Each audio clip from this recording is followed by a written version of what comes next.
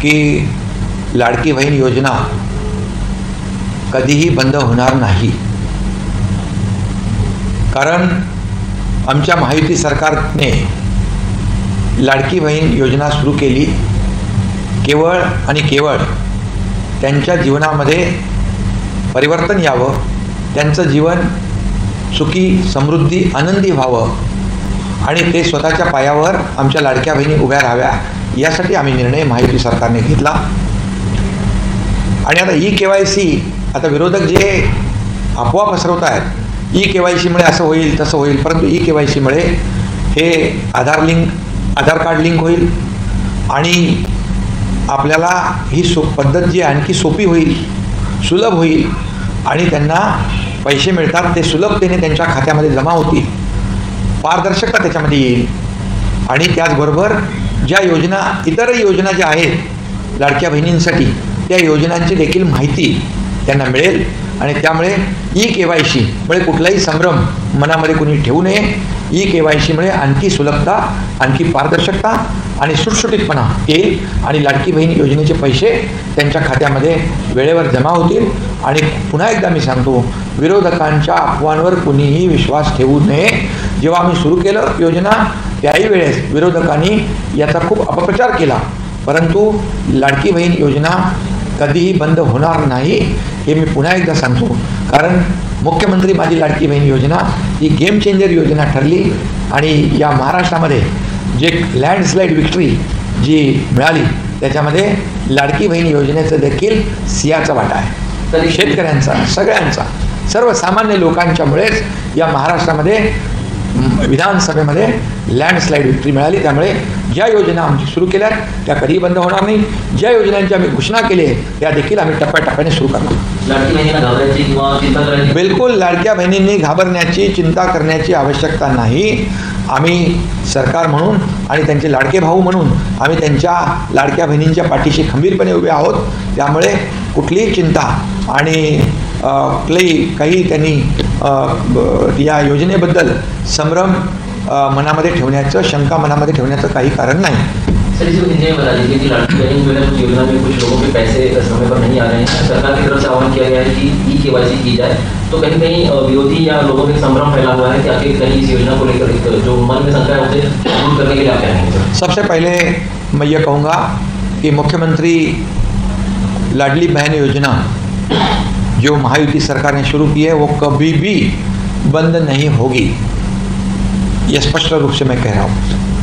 और EKYC का जो मामला है ये आधार कार्ड लिंक होगा और ये जो सिस्टम है और सिस्टम ट्रांसपेरेंस होगी और ट्रांसपेरेंसी आएगी, उसमें सुलभता आ जाएगी और हमारी लाडली बहनों के अकाउंट में पैसे बराबर जमा हो जाएंगे।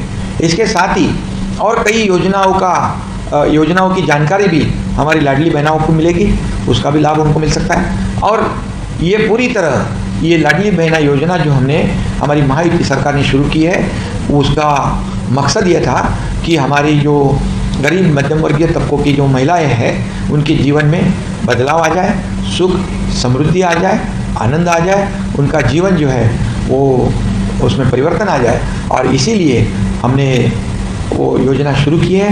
हमारी सरकार ने जो योजना शुरू की, ये योजना के बारे में विपक्ष ने कई आरोप लगाए थे, कई संभ्रम फैलाने की। हॅलो माझ्या लाडक्या बहिणींनो आणि लाडक्या ताईंनो, तुम्हाला 2025 ची सर्वात मोठी न्यूज देणार आहोत। महाराष्ट्राच्या उपमुख्यमंत्री साहेब म्हणजेच एकनाथजी शिंदे साहेब यांनी लाडकी बहीण योजनेसंदर्भातली सर्वात मोठी अपडेट दिलेली आहे। लाडकी बहिणींनो, तुमच्यासाठी ही 2025 ची सर्वात मोठी गुड न्यूज असणार आहे। त्यांनी सरळ सांगितलेलं आहे, लाडकी बहीण योजना बंद होणार नाही, बंद होणार नाही। त्या बहिणींना 15वा हप्ता म्हणजे सप्टेंबरचा हप्ता या महिन्याची उत्कंठा लागलेली होती, त्याही बहिणींसंदर्भात त्यांनी वाक्य दिलेलं आहे। ज्या बहिणींना अपात्र केलं होतं जून, जुलै, ऑगस्ट या महिन्यांमध्ये त्यांना सुद्धा अत्यंत महत्त्वाची खुशखबर देणार आहे। पण एक छोटीशी बॅड न्यूज सुद्धा आहे। पहिले बॅड न्यूज सांगतो आणि नंतर तुम्हाला लाडक्या बहिणींनो अनेक खुशखबरी देतो, म्हणून व्हिडिओला शेवटपर्यंत बघा। चला तर मग आपण व्हिडिओला सुरुवात करूया। बघा लाडक्या बहिणींनो, थोड्याच काळावधी अगोदर EKYC जे पोर्टल आहे ते काय झालं होतं, बंद झालं आहे। पहा त्याचे नेमकं कारण काय। हे पोर्टल जेव्हा बंद झालं तर अनेक लाडक्या बहिणींच्या मनामध्ये प्रश्न आला, तर आता आमची EKYC होणार नाही का? ज्या बहिणींची EKYC झाली नाही त्यांना असं वाटलं, ज्या बहिणींची KYC झाली त्या बहिणींना वाटलं की आता आम्हाला डबल KYC करायची आहे का? ज्या बहिणींची अजूनही झालेले नाहीये त्या बहिणींना असं वाटत आहे की आता हे सरकार काय करत आहे बा, नेहमी नवीन आणतं, पहिले पडताळणी म्हणतं, नंतर KYC म्हणतं, या संभ्रमामध्ये आहे. तर लाडक्या बहिणींनो घाबरायचं काहीच कारण नाही आहे. ही फक्त आणि फक्त आजच्या दिवसासाठी असणार आहे. म्हणजे काल झालं आणि आज मॉर्निंग नंतर ते सुरूच होणार आहे. तर घाबरू नका. KYC बंद झाली का? तर लाडक्या बहिणींनो KYC बंद झालेली नाही आहे. काही टेक्निकल अडीअडचणी आहे, ज्याला आपण इंटरनल एरर म्हणू, काय इंटरनल एरर म्हणू, त्याच्या माध्यमातून हे काय झालंय, बंद झालंय. घाबरायचं काम नाही. मी तुम्हाला सगळी डिटेल देणार आहे. वेबसाईट केव्हा सुरू होणार आहे हे सुद्धा मी तुम्हाला सांगतो. 15वा आणि 16वा हप्ता एकत्र मिळणार आहे का? आणि ज्या अपात्र बहिणी होत्या त्यांना 12वा, 13वा, 14वा, 15वा आणि 16वा हप्ता मिळणार आहे का, याबद्दलची ही खुशखबर मी तुम्हाला देणार आहे. तर व्हिडिओला शेवटपर्यंत नक्की बघा. लाडक्या बहिणींनो, महाराष्ट्राच्या एकनाथजी शिंदे साहेबांनी 15वा आणि 16वा हप्ता तुम्हाला मिळणार म्हणजे मिळणार याची शाश्वती दिली आहे. तारीख सुद्धा फिक्स केलेली आहे. म्हणजेच लाडक्या बहिणींनो 15वा आणि 16वा हप्ता म्हणजे 3,000 रुपये. नंतर ऑगस्ट, सप्टेंबर, ऑक्टोबर म्हणजे 14वा, 15वा, 16वा, जुलै, ऑगस्ट, सप्टेंबर, ऑक्टोबर 6,000 आणि जून पासून असेल तर 7,500 रुपये लाडक्या बहिणींना मिळणार आहे. असा आदेश एकनाथजी शिंदे साहेबांनी डायरेक्टली दिलेला आहे. KYC बाबत सुद्धा सर्व अडचणी दूर केल्या जाणार आहेत आणि 15वा आणि 16वा हप्ता तुम्हाला एकत्र मिळणार आहे. तुम्हाला व्हिडिओच्या माध्यमातून सांगणार आहे. बघा लाडक्या बहिणींनो, आपण सर्वात पहिले बघूया की नेमकं जो आपली लाडकी बहीण योजना पोर्टल आहे हे का बरं बंद झालं, कशा पद्धतीने झालं, काय एरर होतं ते समजून घेऊयात. बघा, लाडकी बहीण योजना या पोर्टलवर तुम्ही फॉर्म भरता, त्याची जी वेबसाईट आहे ती कोणती आहे, ladkibaheen.maharashtra.government.in हेच संकेतस्थळ आहे. इथेच जाऊन तुम्हाला फॉर्म भरायचा आहे. दुसऱ्याकडे कुठेही जायचं नाही, कोणत्याच वेबसाईटवरून भरायचं नाही. लाडक्या बहिणीनं दुसरीकडून जर फॉर्म भरले, तुमची इन्फॉर्मेशन गेली, तुमचे पैसेही जाऊ शकतात आणि तुमच्या जी इन्फॉर्मेशन आहे कॉन्फिडेन्शियल ते सुद्धा त्या ठिकाणी लिखू शकते. म्हणून हीच वेबसाईट आहे. याच वेबसाईटवरून तुम्ही घर बसल्या फॉर्म भरू शकता. मी याची माहिती व्हिडिओच्या शेवट सुद्धा देणार आहे, टेन्शन घेऊ नका. बघा, हे काय झालंय, इथे लिहिलंय मुख्यमंत्री माझी लाडकी बहीण योजनेचे लाभार्थी KYC पूर्ण करण्यासाठी येथे क्लिक करा. अशा पद्धतीचं नॉर्मल वेब पोर्टल असतं. पण जर तुम्ही आता बघितलं असेल तर तुम्हाला अशा पद्धतीचा वरती एरर येतोय, 500 इंटरनल सर्व्हर एरर. म्हणून लाडक्या बहिणींनो, हे इंटरनल सर्व्हर एरर काय असतं याबद्दलची संपूर्ण माहिती मी तुमच्यासाठी घेऊन आलोय. ही KYC लिंक चालत नाही आहे कारण की अशा पद्धतीचा एरर येतोय, 500 इंटरनल सर्व्हर एरर. आता 500 एरर कोड अंतर्गत सर्व्हर त्रुटी, इंटरनल सर्व्हर एरर, याचा अर्थ वेब सर्व्हरला काही अनपेक्षित समस्या आलेली आहे. म्हणजे हा जो इश्यू आहे तुमच्याकडनं नाही आहे तर सिस्टीम कडनं आहे, ज्यामुळे वापरकर्ते म्हणजे आपण विनंती पूर्ण करू शकत नाही, म्हणजे आपण जे काही रिक्वेस्ट करतो ते पूर्ण करू शकत नाही. ही समस्या तुमच्या ब्राउझरमध्ये नसून सर्व्हरच्या साईड आहे, म्हणजे सरकारच्या बाजूने. याची कारणं कोणती आहे? अनेक लोक काहीही चुकीचे कारण सांगत आहे लाडक्या बहिणींनो.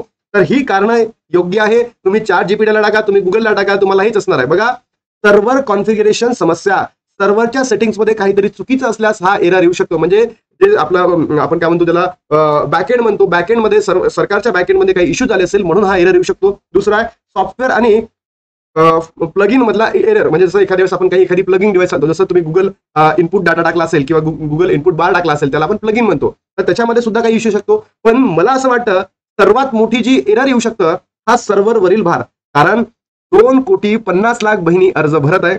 तर ऑलमोस्ट मला असं वाटतं की या 3-4 दिवसांमध्ये 40 ते 50,00,000 बहिणींनी काय केलाय, डाटा त्या ठिकाणी अपलोड केलेला आहे. म्हणजे सर्व्हरवर खूप जास्त भार आल्यास किंवा तो ओव्हरलोड झाल्यास एरर येऊ शकतो. म्हणजेच काय लाडक्या बहिणींनो, सर्व्हरवर तुमचा डाटा पोहोचलेला आहे, म्हणून हा एरर आलेला आहे असं मी तुम्हाला सांगतो. आणि लाडक्या बहिणींनो बघा, ज्या बहिणींचं आता KYC झाली आहे म्हणजे सर्व्हरवर डाटा पोहोचलाय, तर तुम्हाला इथून पुढचे हप्ते मिळणार म्हणजे मिळणार. आणि याच्यामध्येच आपल्या महाराष्ट्राच्या उपमुख्यमंत्री साहेबांनी ज्या माणसाने ही लाडकी बहीण योजना आणली, महाराष्ट्रामध्ये रुजवली, त्याच माणसांनी वक्तव्य दिलंय. तुम्ही व्हिडिओच्या पहिलेही बघितलं असेल आणि आता तो तुम्हाला सांगतोय, लाडक्या भावांची ओवाळणी अखंड सुरूच राहणार.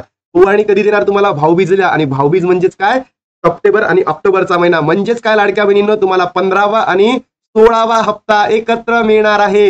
ही खुश खबर आहे. तर लाडक्या बहिणींनो, तुमच्यापैकी कोणत्या बहिणींची KYC झालेली आहे कमेंट बॉक्समध्ये सांगा. ज्यांना 3,000 रुपये मिळणार आहे, ज्या बहिणी अपात्र होत्या त्यांची सुद्धा KYC झाली असेल त्यांनी सुद्धा कमेंट बॉक्समध्ये सांगा की दादा माझी KYC झालेली आहे आणि मला जून, जुलै, ऑगस्ट पासून पैसे मिळणार का? तर हो लाडक्या बहिणींनो, हे वक्तव्य आपल्या महाराष्ट्राच्या उपमुख्यमंत्री साहेबांनी केलेलं आहे. पण तुम्हाला KYC करणं गरजेचं आहे, बरोबर. त्याचबरोबर मी तुम्हाला म्हणतोय, हा जो गोल्डन डेटा येणार आहे 2 ऑक्टोबरला, लक्षात ठेवा 2 ऑक्टोबर अत्यंत महत्वाची तारीख आहे. या 2 ऑक्टोबरला जो गोल्डन डेटा येणार आहे, या गोल्डन डेटामध्ये तुमचं नाव असेल तरच तुम्हाला ज्याही योजना असेल महाराष्ट्र सरकारच्या त्या मिळणार. अदरवाईज तुम्ही अपात्र होणार आहात. लक्षात ठेवा लाडक्या बहिणींनो, 2 तारखेनंतर आपल्याला अजून मार्ग मोकळे होणार आहेत. तोपर्यंत घाबरायचं काम नाही आहे. वेबसाईट जरी आता बंद असली तरी आजपासून ती सुरू होणारच आहे. 12 नंतर सरकारने टाइम दिलेला होता की 12 नंतर ती सुरू होणार आहे. ऍक्च्युली ती कालच 10 नंतर सुरू होणार होती, पण ते काही अडचणी झाल्या असेल, पुन्हा सॉल्व्ह नसेल झाला, म्हणून ती आता आजपासून केली जाणार आहे. तर लाडक्या बहिणींनो, तुमच्या मनामध्ये प्रश्न आला असेल आता ई केवायसी कशी करायची, तर बघा मी ई केवायसी कशी करायची त्याचंही तुम्हाला या ठिकाणी शॉर्ट मध्ये सांगतोय.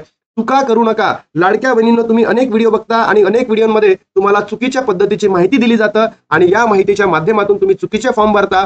तर आता मी सरकारकडे ज्याही बहिणींकडनं काही चुका झाल्या असेल, होच्या जागी नाही झालं असेल, पती वडील नसतील तर त्यांच्या जागी काय करायला पाहिजे, सेकंड ओटीपी मध्ये काय करायला पाहिजे, यासाठी सरकारकडे मागणी करतो की प्रत्येक लाडक्या बहिणींना या दुःखाच्या स्थितीतून बाहेर काढावं. या संभ्रम लाडक्या बहिणींच्या मनामध्ये झालाय, तो तिथून बाहेर निघावं. यासाठी सरकारने आता त्या लाडकी बहीण योजनेच्या पोर्टलमध्ये एडिटचं ऑप्शन द्यावं. सोबतच जो सेकंड ओटीपी आहे हसबंड किंवा वडिलांचा, त्यांच्याकडे वडील नाही आणि हसबंड पण नाही आहेत, अशा बहिणींनी काय करावं, किंवा जी महिला एकटीच आहे त्या महिलांनी काय करावं, तर सरकारने याबाबत सुद्धा काहीतरी त्या वेबसाईटला, वेब पोर्टलला चेंजेस करून तिथे योग्य पद्धतीची माहिती अपलोड करावी आणि हीच लाडक्या बहिणींपर्यंत पोहोचवावी.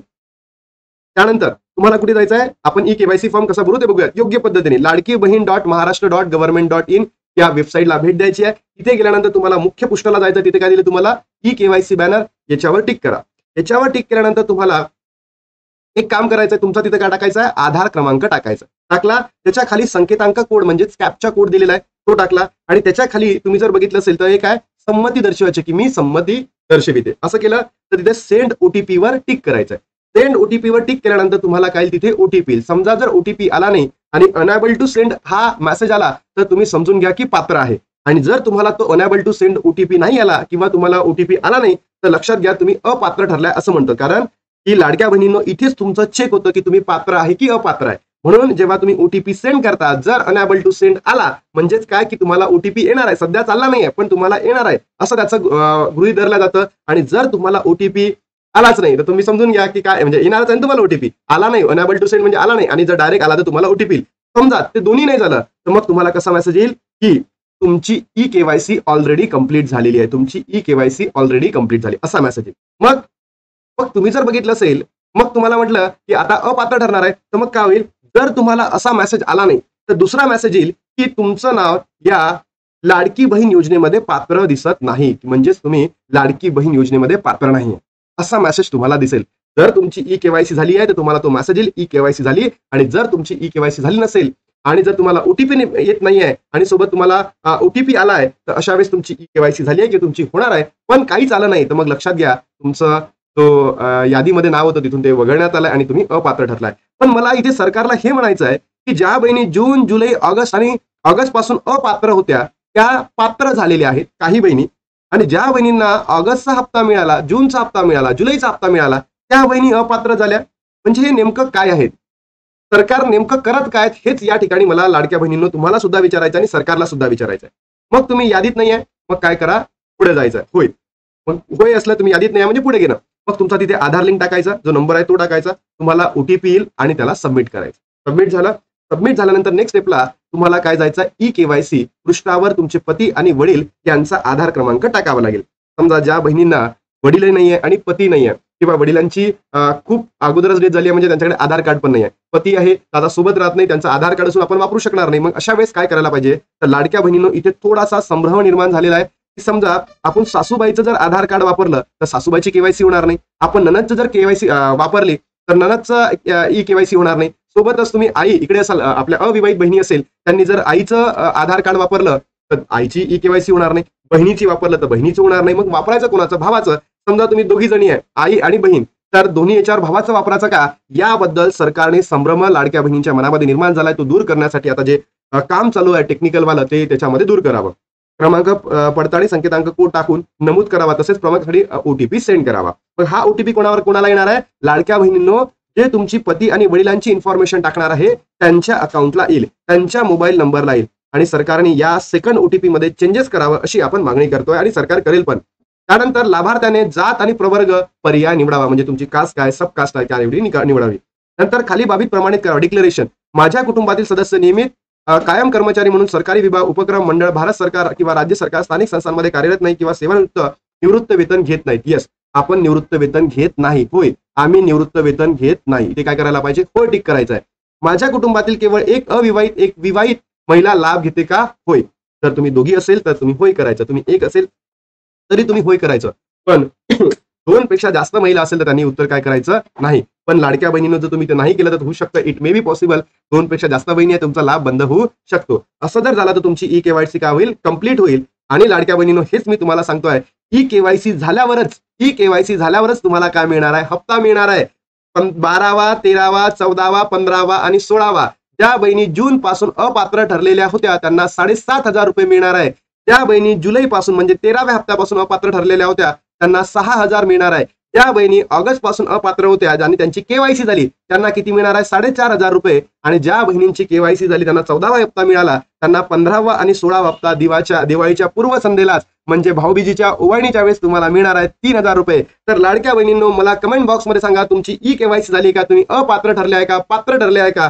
सगळंच कमेंट बॉक्समध्ये सांगा. आणि लाडक्या बहिणींनो व्हिडिओला आवडला असेल तर तुम्ही नक्की लाईक करा, शेअर करा, सबस्क्राईब करायला विसरू नका आणि सोबतच हाईप करायला सुद्धा विसरू नका. आणि या व्हिडिओला महाराष्ट्रातल्या तमाम बहिणींपर्यंत पोहोचवा, कारण की ऑथेंटिक आणि परफेक्ट इन्फॉर्मेशन म्हणजेच जीके अकॅडमी आणि तुमचा भाऊ. चला तर मग लाडक्या बहिणींनो इथे थांबतो आणि भेटतो नवीन व्हिडिओमध्ये. तोपर्यंत जय हिंद, जय महाराष्ट्र, जय श्रीराम.